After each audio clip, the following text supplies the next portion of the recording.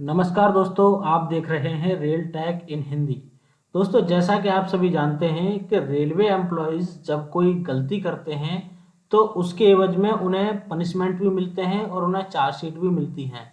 तो उन्हीं में एक प्रोसेस होता है दोस्तों, लघु दंड यानी कि माइनर पेनल्टीज। तो माइनर पेनल्टी जो मिलती हैं उसके लिए जो आरोप पत्र मिलता है वो मिलता है आपका SF11। तो SF11 का आज पूरा प्रोसेस हम इस वीडियो में समझेंगे। तो यह है दोस्तों आपका अनुशासन एवं अपील नियम के अंतर्गत लघु दंड देने की प्रक्रिया, ये हमारा वीडियो का टॉपिक है।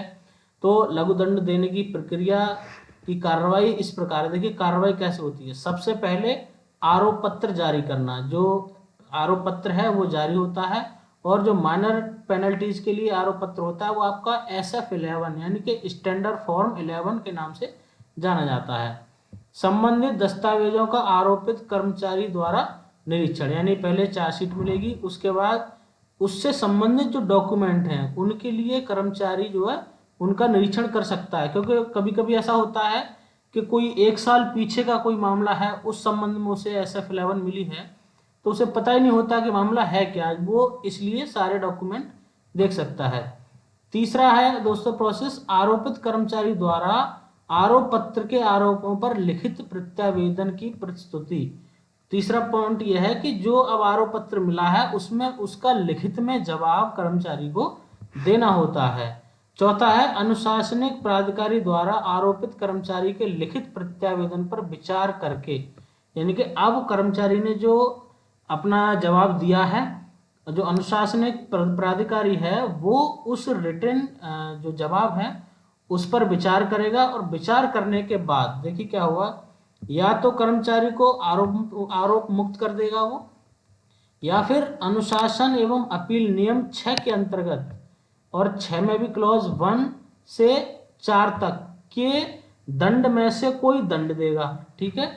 तीसरा है दीर्घ आरोप पत्र के लिए नियम 9 में निर्धारित प्रक्रिया के अंतर्गत जांच करने का आदेश देना या जांच रिपोर्ट पर विचार करके दंड देना। अब देखिए कितने मतलब प्रोसेस जो अधिकारी है वो क्या क्या कर सकता है। या तो वो आरोप मुक्त कर देगा, ठीक है। दूसरा है जो DR का नियम 6 के अंतर्गत क्लॉज 1 से 4 तक दंड में से कोई एक दंड दे देगा। तीसरा है कभी कभी ऐसा भी होता है कि जब अधिकारी को ये लगता है कि नहीं नहीं इसको जो माइनर पेनल्टी कम नहीं है, कम है, इसको मेजर पेनल्टी देनी चाहिए, तो उसके लिए वो क्या करेगा, जांच भी करा सकता है उसकी, ताकि इसको SF5 दिया जा सके। और चौथा है जांच रिपोर्ट पर विचार करके दंड देना। ये कर्म जो प्राधिकारी है अथॉरिटी वो कर सकता है।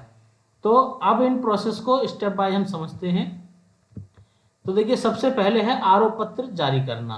तो अनुशासन एवं अपील नियम के अंतर्गत लघु दंड देने के लिए मानक प्रपत्र 11 यानी कि SF11 का प्रयोग किया जाता है। अगर कोई फॉर्म आपको दिया गया ऊपर लिखा है SF11 या मानक पत्र 11 लिखा है तो समझो ये जो है लघु चार्जशीट है, ये SF11 चार्जशीट दी गई है जिसमें कुल 4 अनुच्छेद हैं। तो आरोप पत्र जारी करने में अब लघु आरोप पत्र एक प्रकार का कारण बताओ नोटिस होता है जिसमें केवल निम्नलिखित बातों का ही उल्लेख किया जाता है। अब देखिए चार्जशीट अगर आपको SF11 मिलेगी तो क्या क्या उसमें दिया जाएगा, आरोपों के आधार पर कार्रवाई करने का विचार, उसमें ये दिया जाता है कि आरोपों के आधार पे आप पे कार्रवाई की जा सकती है।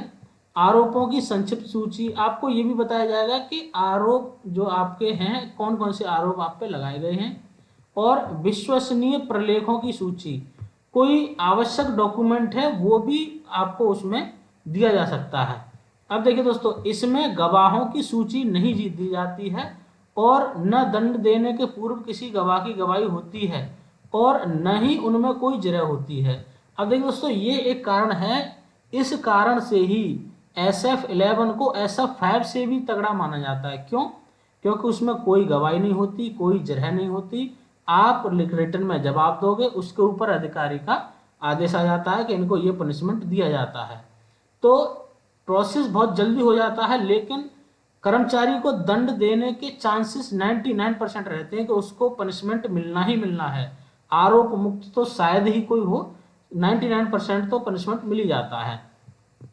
अब देखिए दोस्तों, लघु आरोप पत्र से संबंधित प्रक्रिया में आरोपित कर्मचारी को अपना अभ्यावेदन प्रस्तुत करने का 10 दिनों का समय दिया जाता है, जिसके अंतर्गत यदि कोई प्रतिवेदन नहीं प्रस्तुत किया जाता तो सीधे एक तरफा दंड दिया जा सकता है। देखिए दोस्तों, अगर आपको SF11 चार्जशीट मिली और 10 दिन के अंदर अगर आपने उसका रिटर्न में जवाब नहीं दिया तो अधिकारी क्या करेंगे कि वो फिर उन्हें आपके जवाब की जरूरत ही नहीं है, वो सीधा एक तरफा आपको पनिशमेंट सुना देंगे। इसमें अगला है दोस्तों, संबंधित दस्तावेजों का आरोपित कर्मचारी द्वारा निरीक्षण। यद्यपि लघु दंड की प्रक्रिया में संबंधित दस्तावेजों का निरीक्षण की सुविधा प्रदान नहीं की गई है। ये भी है दोस्तों जो माइनर पेनल्टी है, चार्जशीट है, इसमें डॉक्यूमेंट देखने का जो सुविधा है वो प्रदान नहीं की गई है। फिर भी आरोप पत्र के साथ संबंधित दस्तावेजों की सूची संलग्न करना ही इस बात का संकेत है कि आरोपित कर्मचारी को संबंधित दस्तावेजों का निरीक्षण की सुविधा उसके मांगे जाने पर प्रदान करानी चाहिए। कुछ डॉक्यूमेंट उसके साथ ही आ जाते हैं जो आपके आरोप से संबंधित हैं, फिर भी अगर आप मांग करेंगे तो आपको दस्तावेज उपलब्ध कराए जा सकते हैं। अब यहाँ पे देखिए, यदि कर्मचारी किन्हीं ऐसे दस्तावेजों का मांग करता है कि जिनका उल्लेख आरोप पत्र में नहीं हो तो उन्हें उपलब्ध कराने या न कराने का अधिकार अनुशासनिक अधिकारी के पास होगा। दोस्तों, अगर कोई एम्प्लॉय ऐसे डॉक्यूमेंट मांग लेता है जिसका उस चार्जशीट में उल्लेख ही नहीं है तो ये अधिकारी के ऊपर डिपेंड करता है कि उसको ये डॉक्यूमेंट प्रोवाइड किए जाएं या न किए जाएं। इसमें अगला है दोस्तों, आरोपित कर्मचारी द्वारा आरोप पत्र के आरोपों का लिखित प्रतिवेदन की प्रस्तुति। चूंकि लघु आरोप पत्र की कार्रवाई अत्यंत संक्षिप्त होती है, अतः बचाव पत्र में काफी सावधानी से अर्थात आरोपों के हर शीर्षक के आरोप पर अपना तार्किक बचाव प्रस्तुत करते हुए अपने को निर्दोष सिद्ध करना चाहिए। यानी कि जिस पॉइंट वाइज आपको ये समझाना चाहिए कि हम किस प्रकार जो है ये आरोप हमारे ऊपर सिद्ध नहीं होते हैं। अगला पॉइंट है इसमें, अनुशासनिक प्राधिकारी द्वारा लिखित प्रतिवेदन पर विचार। आरोपित कर्मचारी का प्रतिवेदन प्राप्त होने पर अनुशासनिक प्राधिकारी के सामने निम्नलिखित विकल्प होते हैं। सबसे पहला दोस्तों, यदि आरोपों का समुचित खंडन किया गया हो तथा उनके विरुद्ध पर्याप्त स्पष्टीकरण दिया गया हो तो आरोपों को समाप्त कर उसकी सूचना आरोपित कर्मचारी को देना। यह सूचना 2 महीने के अंदर अवश्य दे देनी चाहिए। देखिए दोस्तों, यहाँ दिया है कि अगर कर्मचारी ने सभी आरोपों का खंडन कर दिया है और उनके विरुद्ध पर्याप्त स्पष्टीकरण विद प्रूफ दिया है कि मैं निर्दोष हूं बिल्कुल पूरी तरह से, तो 2 महीने के अंदर अंदर वो सारे आरोप समाप्त हो करके और उसकी सूचना कर्मचारी को भी देना। ये अनुशासनिक प्राधिकारी का के पास एक विकल्प हो गया।